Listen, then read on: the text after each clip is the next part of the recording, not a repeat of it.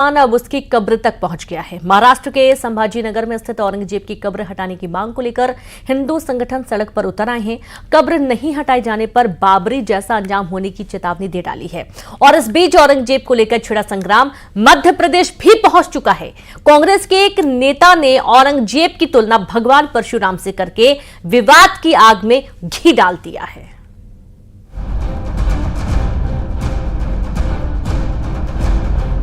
औरंगजेब की कब्र को लेकर घमासान मच गया है। महाराष्ट्र की सड़कों पर हिंदू संगठनों ने हल्ला बोल दिया है।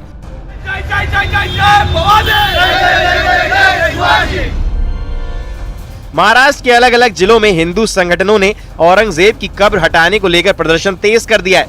औरंगजेब के पोस्टर जलाकर विरोध दर्ज कराया जा रहा है। चेतावनी जारी की गई है कि अगर विद्रोह और विरोध प्रदर्शन के बावजूद औरंगजेब की कब्र को नहीं हटाया गया तो विरोध की ये लहर कार सेवा में तब्दील हो जाएगी और जो बाबरी के साथ हुआ वही औरंगजेब की कब्र के साथ भी होगा। सोशल मीडिया पे अलग अलग तरह से छत्रपति संभाजी महाराज, छत्रपति शिवाजी महाराज, इनका इतिहास गलत तरीके से बताया जा रहा था। इनके ऊपर कठोर कार्रवाई होनी चाहिए। औरंगजेब का जो उदात्तीकरण करते हैं उनके ऊपर भी कठोर कार्रवाई होनी चाहिए। कार सेवा की चेतावनी और हिंदू संगठनों के अल्टीमेटम के बाद संभाजीनगर में औरंगजेब की कब्र की सुरक्षा बढ़ा दी गई है। उधर औरंगजेब की कब्र को लेकर उठी विद्रोह और विरोध की ये चिंगारी सियासी गलियारों में तूफान की वजह बन रही है। लेकिन वो जो आक्रामक थे वो महाराष्ट्र के ऊपर, शिवाजी महाराज और मराठों के ऊपर विजय नहीं प्राप्त कर पाए। उनकी कब्र इस महाराष्ट्र में बनानी पड़ी। ये इतिहास है, ये इतिहास वैसा ही रहना चाहिए। लेकिन कुछ लोग अब नए नए हिंदुत्ववादी पैदा हुए हैं, नए नए मुल्ला है। औरंगजेब कधी हजला पण गेला नाही आणि हा क्रूर शासक होता। आज देवेंद्र फडणवीसही तेवढेच क्रूर आहेत। सदाकता धर्माचा आधार घेतात आहे, मात्र संतोष देशमुख सारख्या हत्या ज्या होतात आहे जिथे खासदारांच्या लेकीबाळी सुरक्षित नाही। बीजेपी की सरकार विपक्ष के निशाने पर है तो सरकार ने भी साफ कर दिया है कि औरंगजेब कब्र का महिमा मंडन नहीं होने दिया जाएगा और अगर किसी ने ऐसा करने की कोशिश की तो उसे कुचल दिया जाएगा। तरी या महाराष्ट्रामध्ये औरंगजेबाच्या कबरीचं महिमा मंडन होऊ देणार नाही, त्याचं उदात्तीकरण होऊ देणार नाही। त्याचं उदात्तीकरण करण्याचा कोणी प्रयत्न केला तर तो प्रयत्न त्याच ठिकाणी चिरडून टाकण्याचं काम या आम्ही केल्याशिवाय राहणार नाही।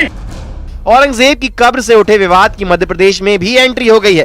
जबलपुर में महिला कांग्रेस की पूर्व अध्यक्ष रेखा जैन ने औरंगजेब की तुलना भगवान परशुराम से कर डाली। कांग्रेस नेता की पोस्ट पर ऐसा बवाल मचा कि ब्राह्मण समाज भड़क उठा।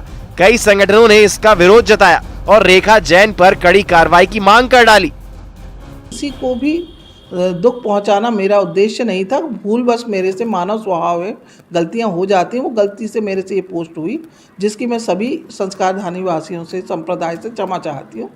पहली बात तो ये है कि रेखा जैन जी मेरी मति के अनुसार, मेरी बुद्धि के अनुसार वो महामूर्ख की श्रेणी में आती हैं। आप ब्राह्मणों के क्रोध के सामने मत आइएगा।